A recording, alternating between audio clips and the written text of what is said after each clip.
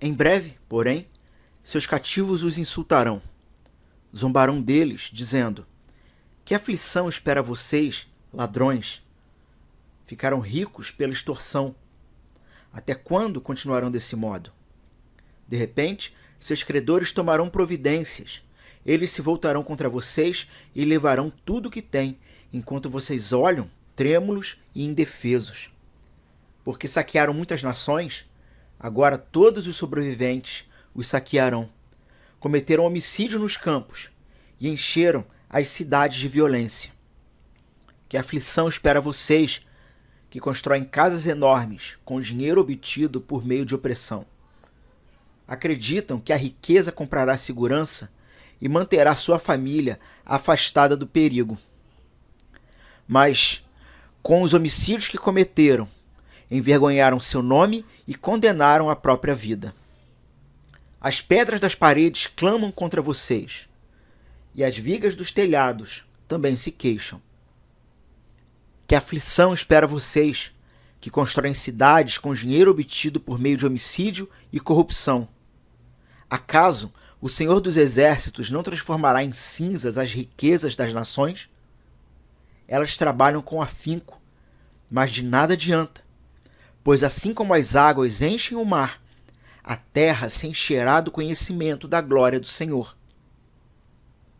Que aflição espera vocês, que dão bebidas a seus companheiros. Vocês os obrigam a se embriagar e depois se alegram, maldosos, quando eles ficam nus e envergonhados. Em breve, porém, será sua vez de serem humilhados. Venham, bebam e fiquem despidos e expostos. Bebam do cálice do Senhor, e toda a sua glória será transformada em desonra. Derrubam as florestas do Líbano. Agora vocês serão derrubados. Destruíram os animais selvagens. Agora o terror deles virá sobre vocês.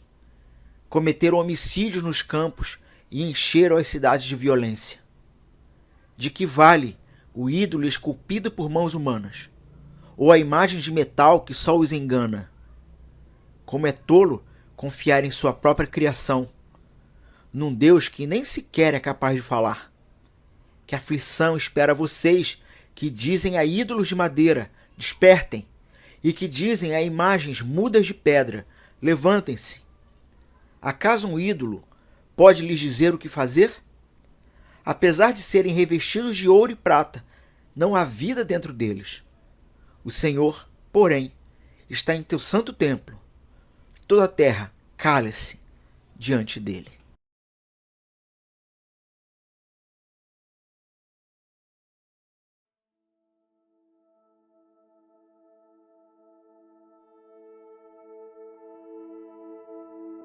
Olá, meus amigos, aqui é o pastor Alain.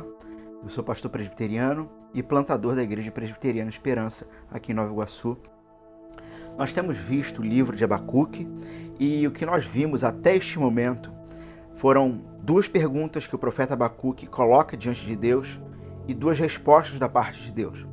A primeira pergunta do profeta é a seguinte: Senhor, o Senhor não está vendo o teu povo e não está vendo que o povo está completamente e totalmente corrompido? E a resposta de Deus é: sim, eu estou vendo, e já levantei um povo pior do que esse para ser meu instrumento de juízo. Ao que o profeta, então, assustado com a possibilidade de Deus levantar alguém pior do que o próprio povo, do que a própria situação daquele povo, e ser instrumento do próprio Deus, ou seja, Deus utilizando uma nação ímpia, pessoas ruins, como instrumento dele, para a justiça dele, o profeta faz o segundo questionamento do seguinte: o Senhor sendo santo e justo, e eu sei que é, o Senhor irá usá-los e eles ficarão impunes? Ao que Deus então vai dar a segunda resposta. Nós vimos na semana passada que essa segunda resposta ela tem relação com fé, com justiça e com vida. E nós vimos na semana passada então que o justo viverá pela fé.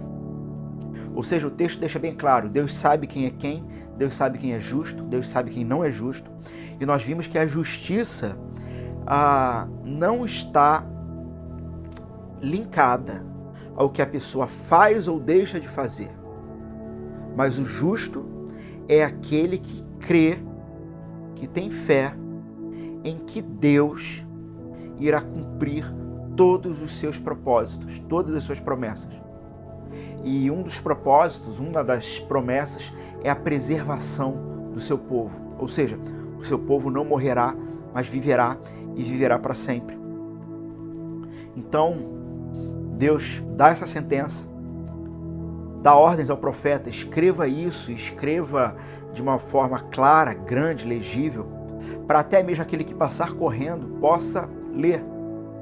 Temos inclusive a seguinte ideia de que, caso alguém esteja desanimado, triste, ou até mesmo se sentindo desamparado, há um registro de que aquele que tiver fé em que Deus promoveu a maneira de preservar o seu povo, ou seja, Deus proveu um meio do seu povo não perder a vida, não perecer, mas viver para sempre. Aquele que crer nisso, esse é chamado de justo, e este vai viver para sempre. E nós vimos também a maneira como que Deus proveu esse meio. A ira de Deus está acesa em relação a todo aquele que comete crimes contra Deus e contra o seu próximo. Estes são chamados injustos. E nós temos visto ao longo de todo o texto que uma das características desses, que são considerados injustos, é que eles são orgulhosos. Eles se acham donos de si, donos de toda a razão, e não se submetem à vontade de Deus. E uma das características é tentar resolver tudo que está à sua volta à sua própria maneira. A pergunta é: quem é você nessa história? O justo ou o injusto?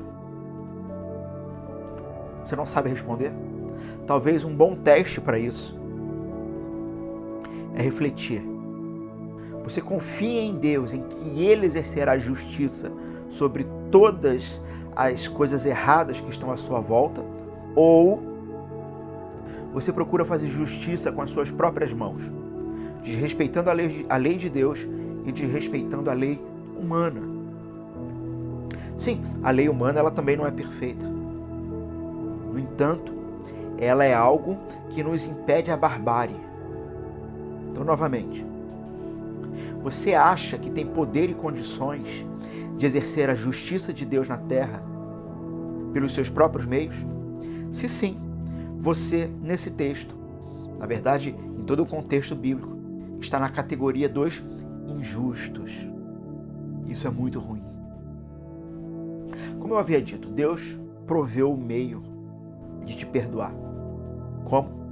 A justiça dele está acesa. A ira dele está acesa. A justiça de Deus está para ser derramada sobre toda a humanidade. Mas quando Deus envia o próprio Filho dele, sendo inocente, para morrer numa cruz, para na cruz receber os pecados de todo aquele que crer nele como Filho de Deus, e tendo recebido os pecados desse povo, ele ressuscita. E quando ele ressuscita, ele está dando um apontamento para toda a humanidade, dizendo: eu venci a morte. Aqueles que crerem em mim não morrerão, mas viverão para sempre. Aquele que crer nisso é chamado de justo. Portanto, nesse trecho final do capítulo 2 do profeta Abacuque, 5 características específicas são apontadas em que o Senhor Deus proclama justiça, juízo em relação ao povo. Avareza, que está relacionada com roubo, ambição, violência, sedução, ou seja, imoralidade e idolatria. Nós temos então talvez 3 pontos para refletirmos ao fechar esse trecho de hoje. O caráter santo de Deus exige a justa retribuição do mal. Ou seja, a justiça de Deus está equiparada, está no mesmo nível que o tamanho da maldade humana. Então, Deus ele não é injusto, mas ele retribui na mesma medida.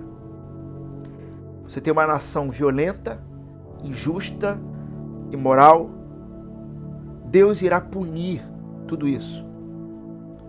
E numa mesma medida, na mesma proporção.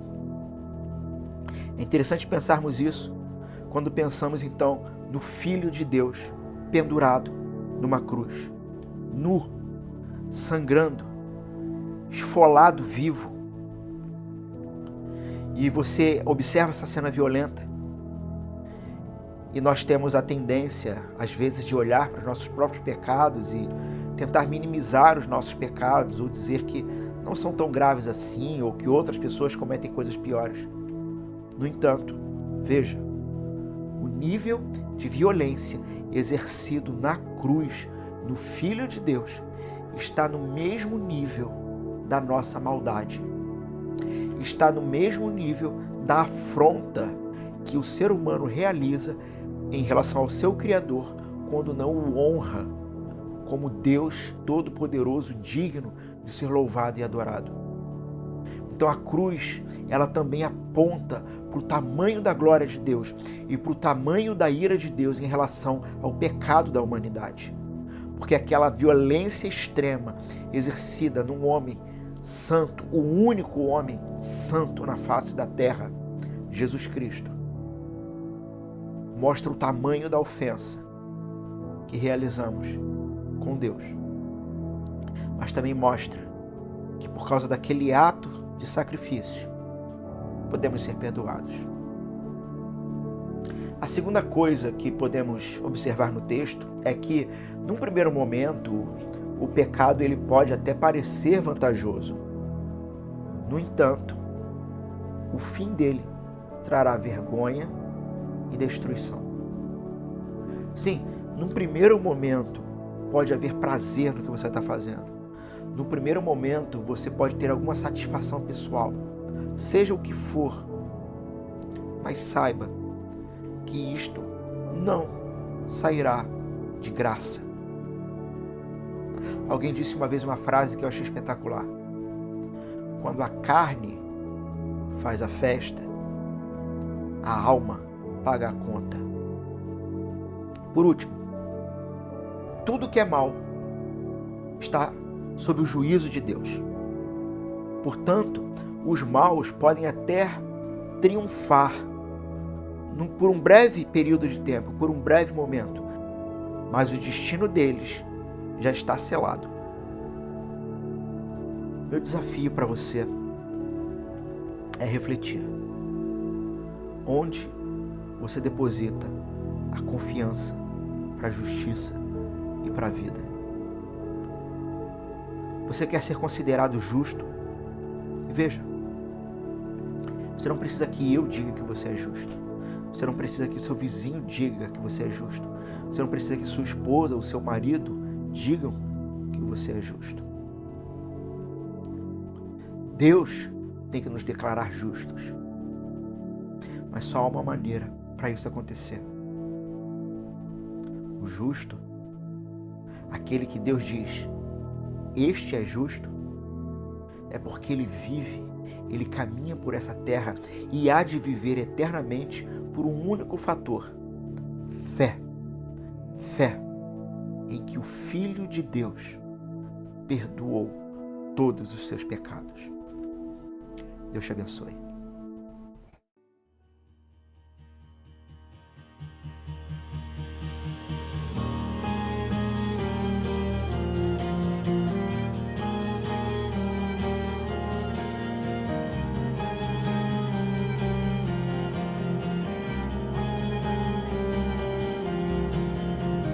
Castelo forte é o nosso Deus,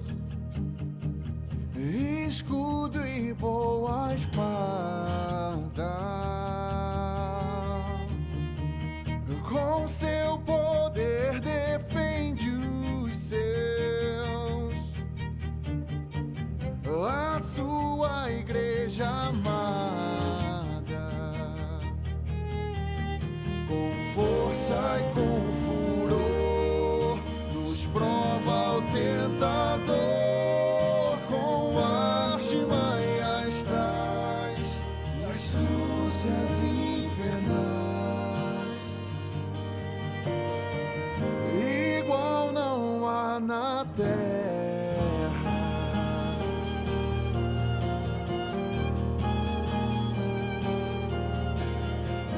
a nossa força nada faz. Estamos nós perdidos,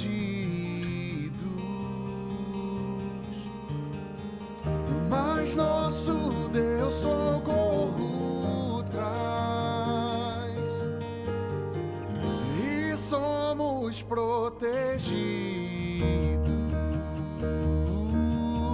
Defende-nos, Jesus, o que venceu na cruz, Senhor dos altos céus, e sendo o próprio Deus, triunfa na batalha.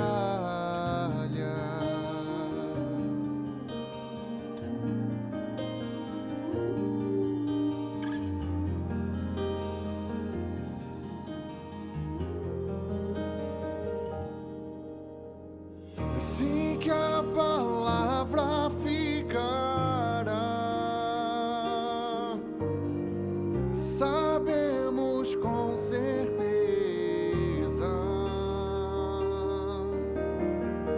pois ela nos ajuda